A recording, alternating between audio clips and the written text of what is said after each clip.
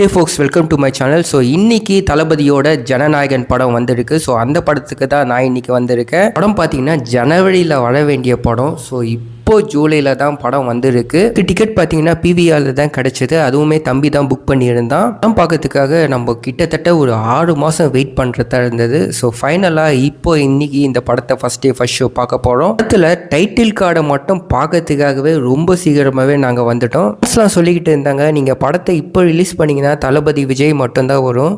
And படத்தை ஆக்ஷனுக்கு அப்புறம் படத்தை ரிலீஸ் பண்ணிங்கன்னா சீஃப் மினிஸ்டர் ஆஃப் தமிழ்நாடு அப்படின்னு டைட்டில் வரும்னு சொல்லியிருந்தாங்க. இன்னைக்கு அவங்க சொன்ன மாதிரியே நடந்துடுச்சு. ஓகே, இந்த படத்தோட கதை என்னன்னு பார்த்தீங்கன்னா, நம்ம தளபதி வந்து ஜெயிலில் இருக்கார். ஸோ அந்த ஜெயிலுக்கு வந்து ஜிவிஎம் வந்து ஜெயிலராக வராரு.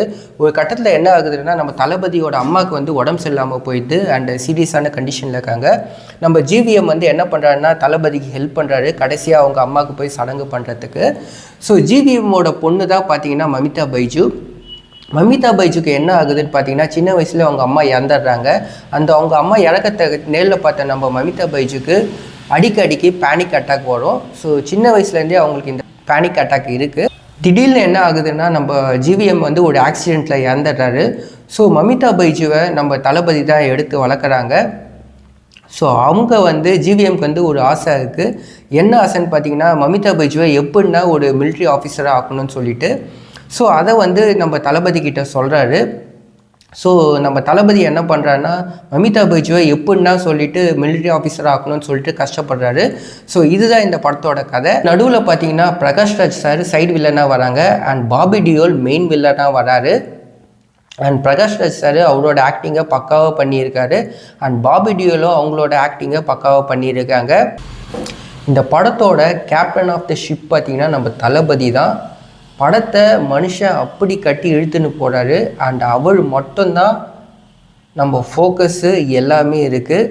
ஸோ மற்ற கேரக்டர்ஸ் பார்த்திங்கன்னா அங்கங்கே வராங்க, நம்ம பெருசாக நிற்கலை. இது தளபதியோட கடைசி படம்ன்றதுனால நம்ம ஃபோக்கஸ் ஃபுல்லாகவே தளபதி மேலே மட்டும்தான் இருக்குது. படத்தில் நம்ம அனிருத் ப்ரோவோட மியூசிக் பார்த்திங்கன்னா வேறு லெவலில் இருக்குது. தளபதி கச்சேரி ஆகட்டும் அண்ட் ராவண மவன் ஆகட்டும், எல்லா சாங்குமே அவ்வளோ பக்காவாக எடுத்துருக்காங்க. நீங்கள் தளபதி ஃபேன்ஸாக இருந்தீங்கன்னா இந்த படத்தை கண்டிப்பாக மிஸ் பண்ணவே பண்ணாதீங்க அண்ட் கண்டிப்பாக நீங்கள் போய் பார்ப்பீங்கன்னு தெரியும். அண்ட் அதே மாதிரி இந்த படம் வந்து தளபதிக்கு ஒரு பெஸ்ட்டு ஃபேர்வெல் மூவியாக அமைஞ்சிருக்கு. அண்ட் இதுக்கப்புறம் அவர் நடிக்க மாட்டேன்னு சொல்லியிருக்காரு. ஸோ எல்லாருக்குமே ரொம்ப கஷ்டம்தான். இந்த படம் பார்த்திங்கன்னா பகவத் கேசரியோட ரீமேக்குன்னு சொல்லியிருப்பாங்க. கண்டிப்பாக இது பகவத் கேசரியோட ரீமேக் தான். அண்டு வினோத் என்ன பண்ணியிருக்காருன்னா, கேசரிக்கு தான் கிண்டி இருக்காரு. அண்டு கிண்டன கேசரியில் நிறைய நெய் ஊற்றி முந்திரி திராட்சைலாம் போட்டு கிண்டி இருக்காரு. ஸோ சாப்பிட்றதுக்கு உண்மையிலே நல்லா இருக்கும்.